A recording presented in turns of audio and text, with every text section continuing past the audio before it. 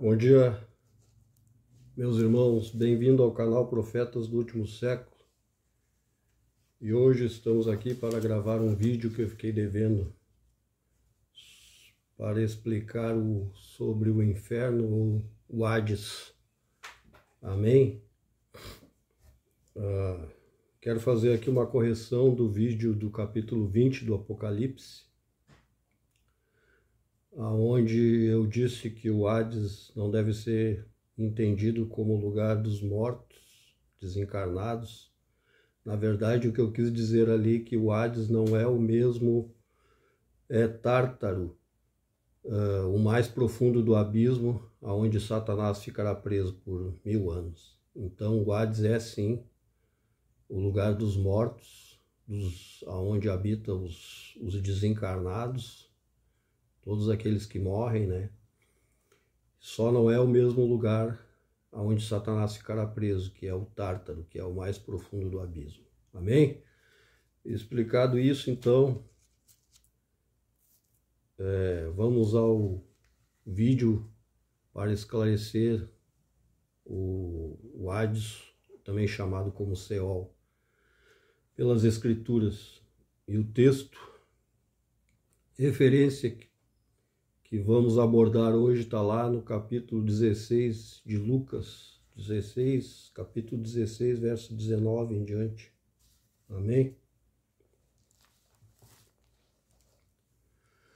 Passamos a leitura então, diz assim, a parábola do rico e o Lázaro. Ora, havia um homem que vestia-se de púrpura e de linho finíssimo, e vivia todos os dias regalada e esplendidamente. Havia também um certo mendigo chamado Lázaro, que jazia cheio de chagas à porta daquele, e desejava alimentar-se com as migalhas que caíam da mesa do rico. E os próprios cães vinham lamber-lhe as chagas. Verso 22, sucedeu que o mendigo morreu e foi levado pelos anjos para o seio de Abraão. E morreu também o rico e foi sepultado. E no Hades ergueu os olhos, estando em tormentos, e viu ao longe Abraão e Lázaro no seu seio. E clamando disse, Abraão, meu pai, tem misericórdia de mim, e manda que Lázaro molhe na água a ponta do seu dedo, e me refresque a língua, porque estou em tormento nesta chama. Verso 25, e disse, porém, Abraão, filho, lembra-te de que recebeste os teus bens em vida, e Lázaro somente males, e agora ele está consolado, e tu atormentado. Verso 26, e disse, e além disso, está posto um grande abismo entre nós e vós, de sorte que os que quisessem passar daqui para lá não poderiam, nem tampouco os de lá passar para cá. E disse ele, rogo-te, pois, ó pai Abraão, que mandes a casa de meu pai,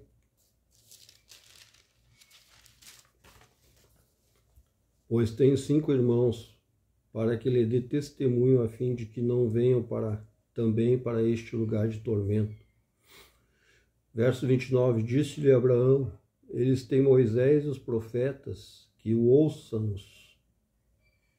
ouçam. E disse ele, não, Abraão, meu pai, mas se algum morto fosse ter com eles, arrepender-se-iam. Porém, Abraão lhe disse, se não ouvem a Moisés e aos profetas, tampouco acreditarão, ainda que algum morto ressuscite. Amém?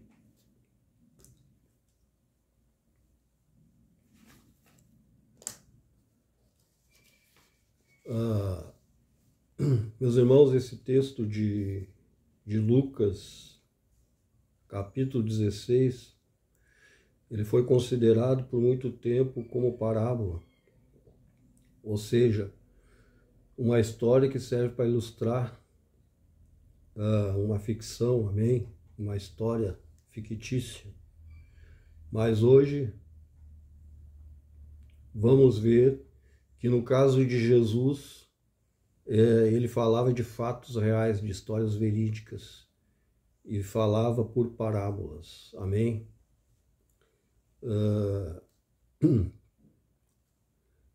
Vamos buscar um argumento, então, que este texto é um fato e não uma parábola. E o argumento de lógica que vamos propor aqui, para tentar melhorar nossa visão, é o verbo havia.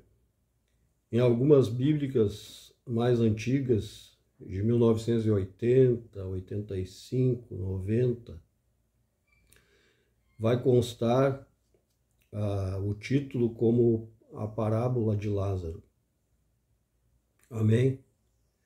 Inclusive na versão revista e corrigida. O verbo havia vai gabaritar para nós, então, esse fato relatado em Lucas 16 como uma história e não como uma parábola. Amém? E vamos ver, então, que é uma história real e não uma parábola. Lucas 16. O verbo havia.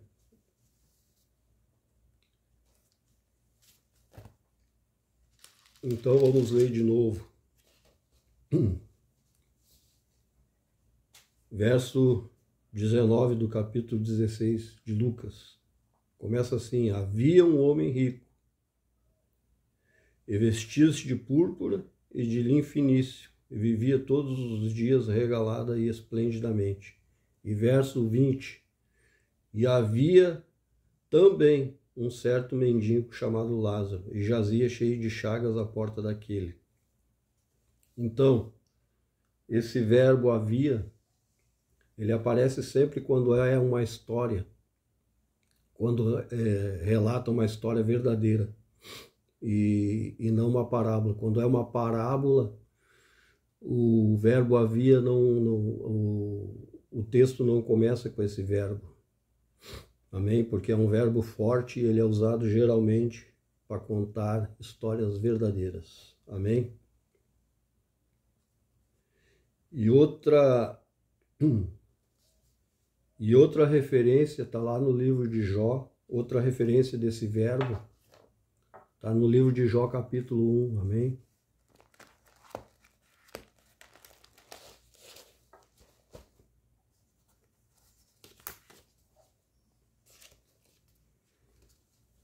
Livro de Jó, capítulo 1, verso 1, começa assim: havia um homem na terra de Uz, cujo nome era Jó, e este era homem sincero, reto e temente a Deus, e desviava-se do mal. Verso 2: e nasceram 7 filhos e 3 filhas, e era o seu gado 7.000 ovelhas, 3.000 camelos, 500 juntas de boi, 500 jumentas, e era também muitíssima gente ao seu serviço. E de maneira que este homem era o maior de todos os do Oriente. Amém? Então o verbo havia, ele aparece também no livro de Jó, e começa contando a história de Jó, então, e ninguém discute, todos os teólogos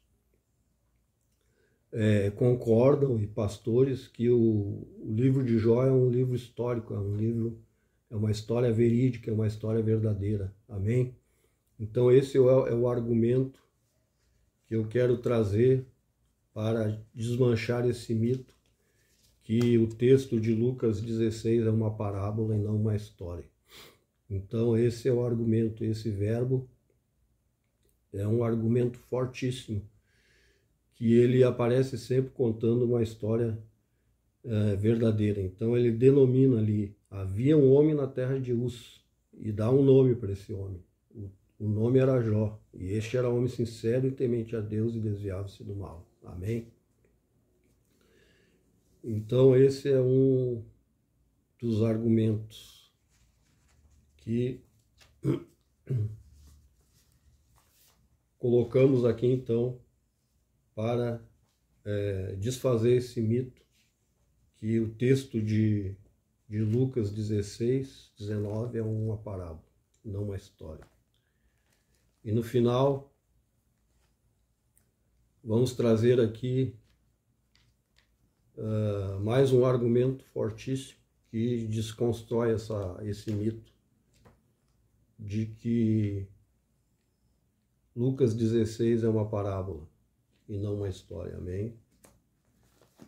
No final vamos estar relatando aqui porque então Jesus, ele ensinava e falava por parábolas, mas ele ensinava histórias verdadeiras, amém?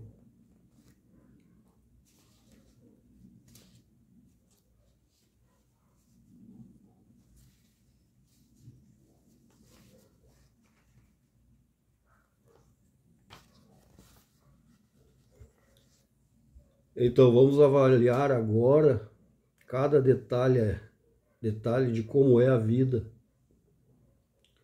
do outro lado da vida, amém? Ou a vida pós-morte. E vamos usar como base esse mesmo texto de Lucas capítulo 16, amém? No verso 22, diz assim: e aconteceu que o mendigo morreu e foi levado pelos anjos ao seio de Abraão. E morreu também o rico e foi sepultado. No versículo 22 eu quero destacar aqui a diferença, amém? A diferença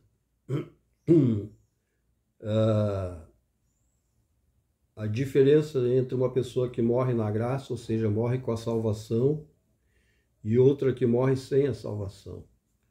Então o versículo 22 dá para nós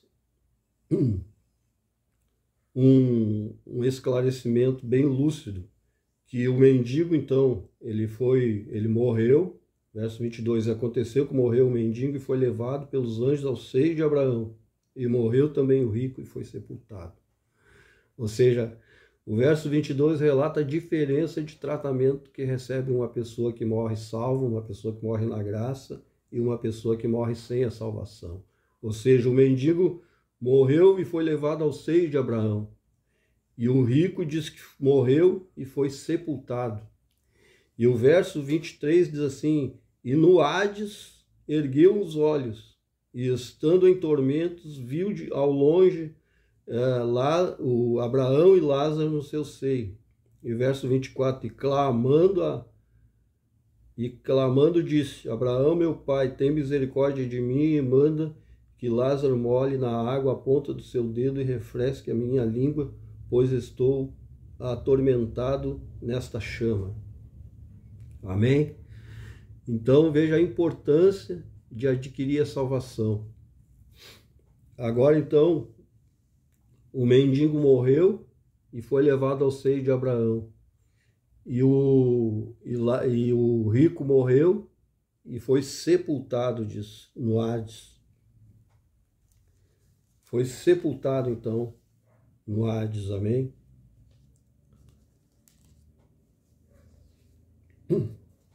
Outro destaque aqui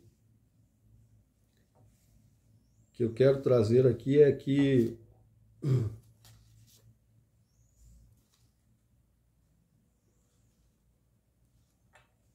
só deixa eu me achar aqui, irmãos.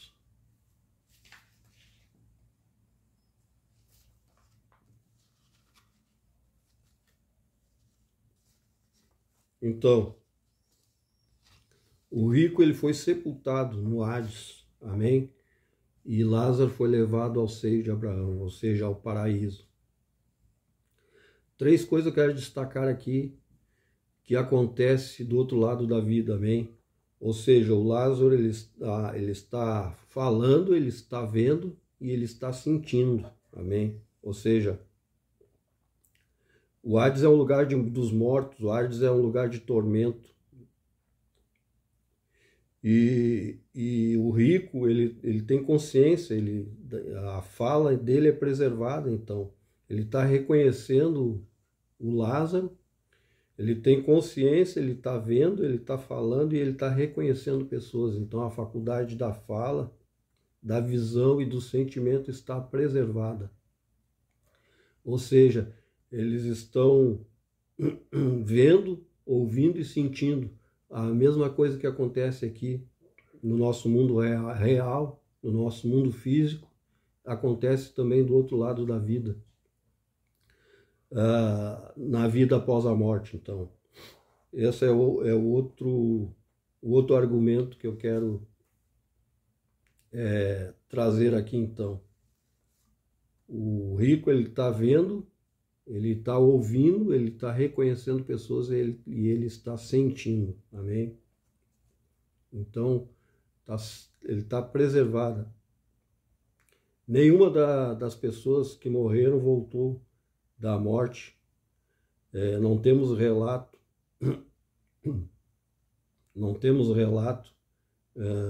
de uma visão clara de uma pessoa que esteve no lugar após a morte. Mas aqui, Jesus está trazendo para nós o relato de um fato e de uma história verdadeira, amém?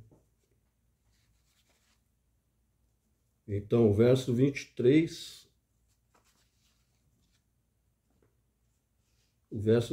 relata isso para nós. Então, o verso 24 diz assim: e clamando, disse: Pai Abraão, tem misericórdia de mim, e manda que Lázaro molhe na água a ponta do seu dedo e refresque a língua, pois estou em tormentos nesta chama.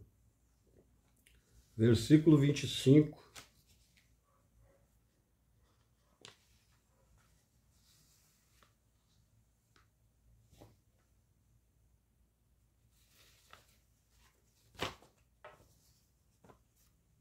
Versículo 24 e 25, então. Abraão diz que ele recebeu seus bens em vida. Amém?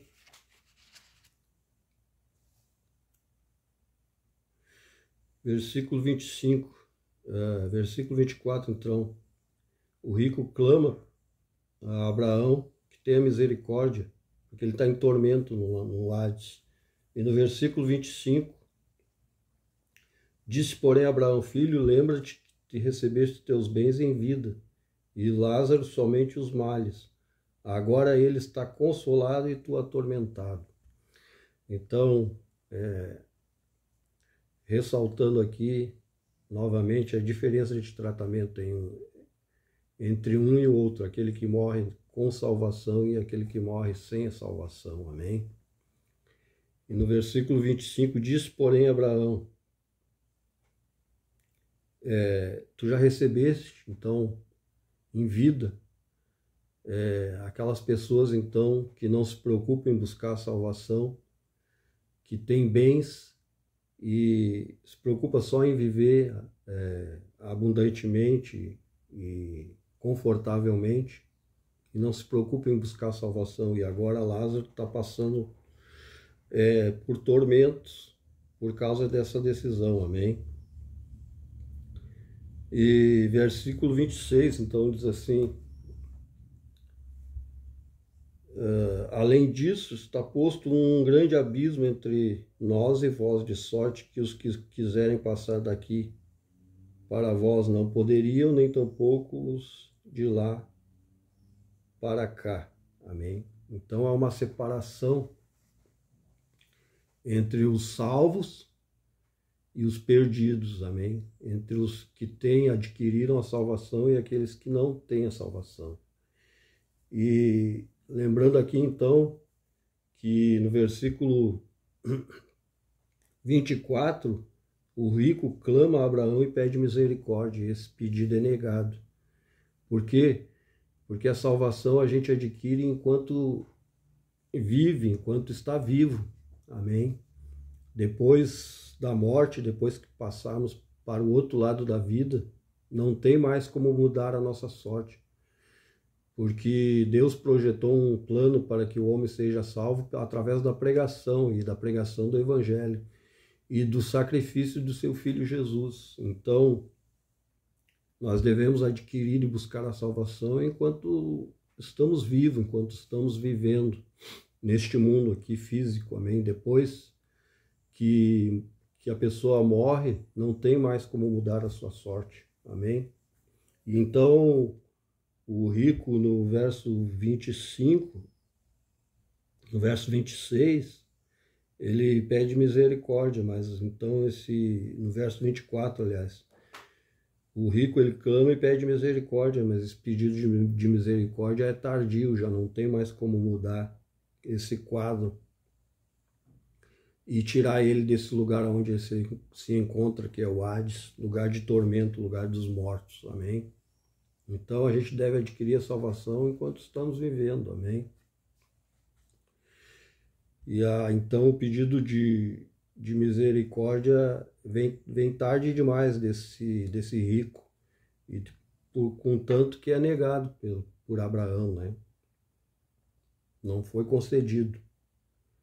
E ele pede também,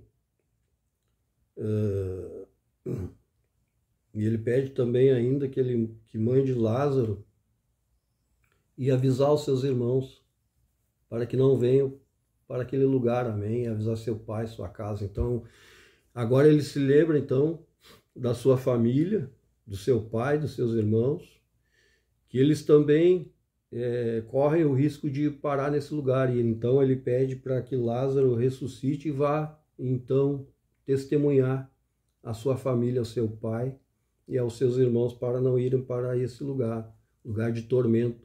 Mas esse pedido também é negado. Amém? E Abraão disse assim, há um abismo entre nós agora, tem uma separação, e de sorte então que os que quiserem passar para cá, no verso 26, né, está posto um abismo, de sorte que os que quiserem passar para cá não podem, nem os daqui para lá. Amém? Ou seja, uma separação bem distinta dessas pessoas, amém? Que não tem mais como voltar ou mudar a sua sorte, amém? E esse pedido também para que Lázaro vá avisar seus irmãos do rico é negado por Abraão. Por quê? Porque não tem mais como voltar, amém? E no verso 27 diz assim, disse ele, rogo-te, ó pai, que mandes a casa de meu pai,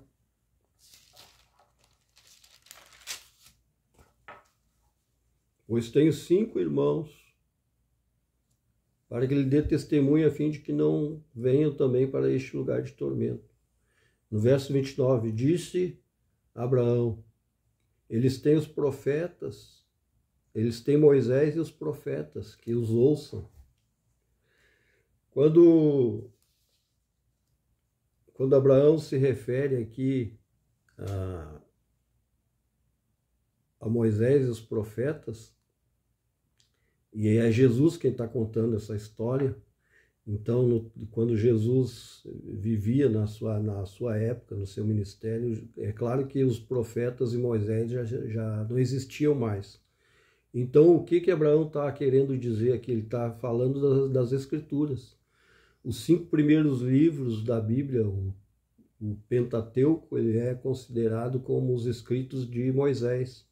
Então, o verso 29 ali, quando Abraão disse, eles têm Moisés e eles têm os profetas, Abraão está se referindo às Escrituras, porque nesse tempo que Jesus viveu seu ministério aqui na terra, os profetas e Moisés já não existiam mais, então ele estava se referindo aos escritos de Moisés, às Escrituras, e ele estava se referindo aos profetas, a todos os profetas, aqueles que estão escritos nas Escrituras, o que eles deixaram escrito, amém, para nós.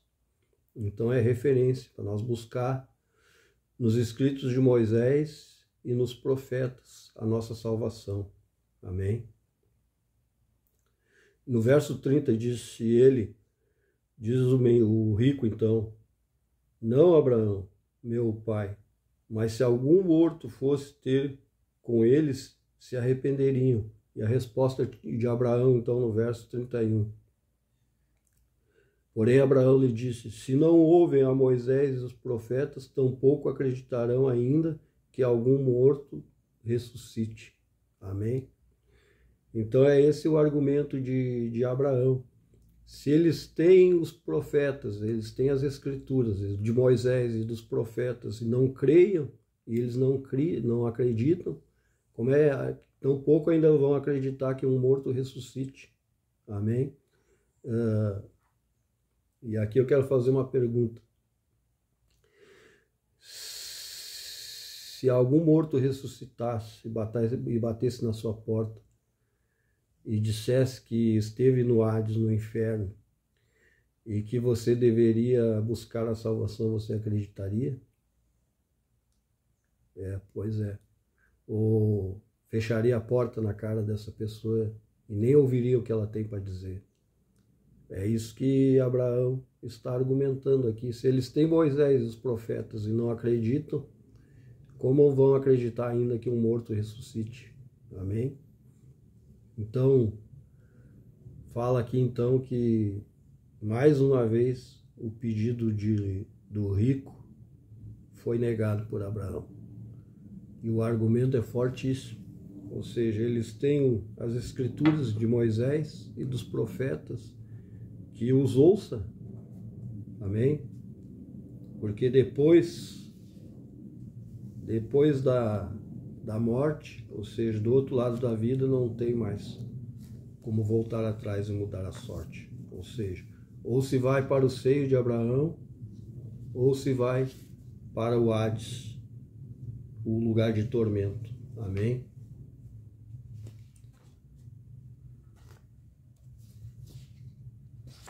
E agora eu quero trazer ainda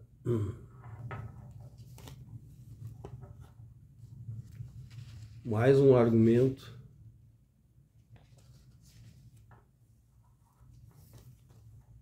que comprova e sela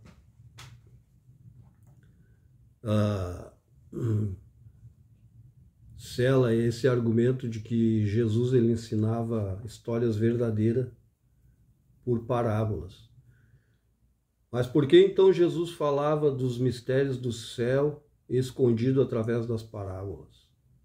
Ele falou disso, ele falou sobre isso, a referência está lá em Mateus 13, amém?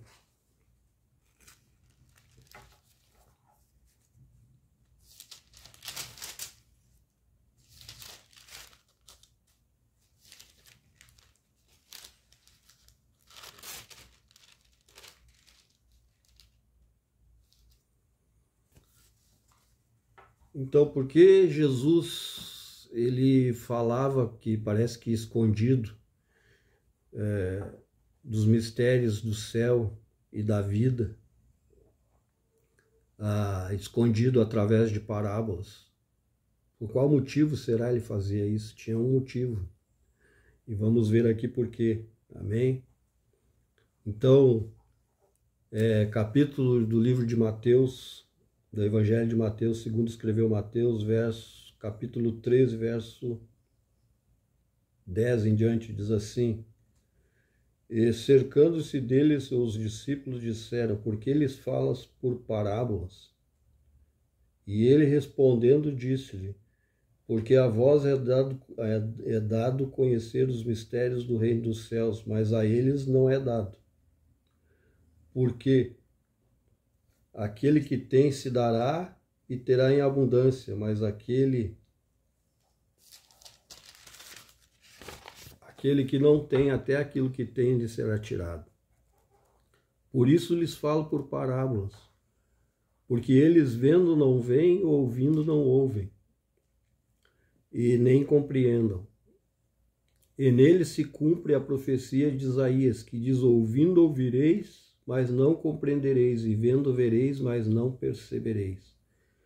Amém? Então aqui, o próprio Jesus, ele confessa e ele diz que ele fala ocultamente por parábolas, para cumprir uma profecia de um profeta. Ou seja, até Jesus fazia questão de cumprir as profecias escritas pelos profetas e por Moisés, amém? Para que eles vejam, mas não compreendam, e ouvindo, não ouçam, amém? Parece loucura que a salvação ela vem através da pregação do Evangelho e do sacrifício de Jesus feito na cruz do Calvário. Em 1 Coríntios 1:18, Paulo fala sobre isso. Ele diz: parece loucura, porque a loucura da pregação serve de filtro. Ou seja, Jesus ele ensinava histórias verdadeiras, ensinamentos verdadeiros através de parábola, para filtrar, amém? Você vai entender agora por quê. Para filtrar aqueles que eram chamados para a salvação, aqueles que eram filhos de Abraão pela fé, amém? Por quê? Porque Abraão, os filhos de Abraão, eles creem sem reservas. Abraão, quando foi chamado para ir quando ele recebeu o chamado de Deus, Deus disse para ele sair do meio da parentela dele e ir para um lugar que Deus mostraria para ele. Ele creu e foi sem reservas. Ele acreditou, ele creu e saiu da sua parentela. Ele obedeceu sem reservas. Amém? E Deus, então, ele faz uma promessa a Abraão, que em Abraão seriam benditas todas as famílias da terra. Então, os filhos de Abraão são aqueles que têm fé em todas as épocas, em todos os tempos da história. Amém? Eles são reconhecidos pela fé. Por quê? Porque os filhos de Abraão, eles creem em Deus, eles têm a fé sem reservas. O homem natural, ele não crê porque ele tem dúvidas, ele tem reservas, ele precisa que a ciência comprove que Deus existe, ele precisa que a ciência comprove que os milagres que Jesus fez existiram, que foram realmente feitos. Ele precisa que a ciência comprove que os milagres lá no Egito aconteceram, que o povo hebreu atravessou o Mar Vermelho, que ele precisa que a ciência comprove que as 10 pragas do Egito aconteceram, porque ele não crê, ele tem reservas, ele tem dúvida. O homem natural, o homem bruto, o homem sem fé, o incrédulo, ele precisa que a ciência comprove que Deus existe para que ele creia. E os filhos de Abraão, eles são reconhecidos pela fé, porque eles não têm reservas. Amém? Quando Deus pediu para Abraão o seu filho em sacrifício, Abraão obedeceu, não teve dúvida. Ele creu sem reservas. Amém? É claro que Deus não deixou ele sacrificar o menino. Era só uma prova que Deus estava fazendo com Abraão. Mas Abraão não duvidou, não teve dúvida. Obedeceu a Deus fielmente. Então, assim são conhecidos os filhos de Abraão. Quando Deus diz: em ti serão benditas todas as famílias da terra, Deus estava falando dos filhos de Abraão pela fé. Amém? E aqui então se vê porque há uma divisão entre as pessoas que não têm fé e as que têm fé. As que têm fé são considerados filhos de Abraão, e as que não têm fé são os perdidos, os ímpios. Por isso então há o seio de Abraão, por isso que já se chama, né, o paraíso se chama o seio de Abraão, ou seja, para os filhos de Abraão, exatamente por isso. Para haver essa separação entre os filhos de Deus e os filhos do maligno, os ímpios. Amém? Então, por isso Jesus ele pregava, ele ensinava histórias verdadeiras por parábolas, ocultamente, para filtrar, para identificar então os verdadeiros filhos de Abraão. Amém? E o homem natural, então, ele não crê sem ver, sem que a ciência comprove a existência de Deus. Por isso, então, 1 Coríntios 1:18 diz assim: porque a palavra da pregação é loucura para os que perecem, mas para nós é o poder de Deus. Em 1 Coríntios 1:18, então parece loucura que a salvação que Deus projetou seja através da pregação, que a salvação se adquire então através do batismo em Jesus Cristo. Amém?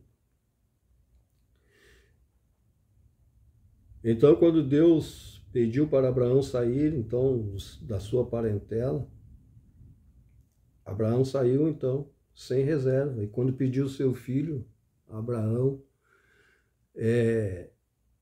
ofereceu sem reserva. Mas Deus não deixou o Abraão fazer mal contra o menino, era apenas uma provação.